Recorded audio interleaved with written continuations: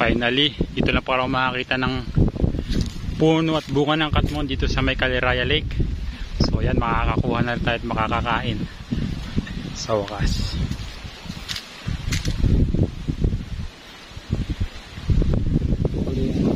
Bunga ng katmon.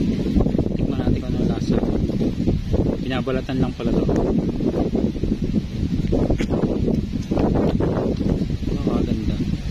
Ganda ng itsura sa loob. Para sa ano eh, sa Naruto. Mas karoon ng kalaban ni Naruto yun. Katmon. So saw-saw lang sa asin, pero di natin kailangan asin. Huwag ng asin. Tingnan natin.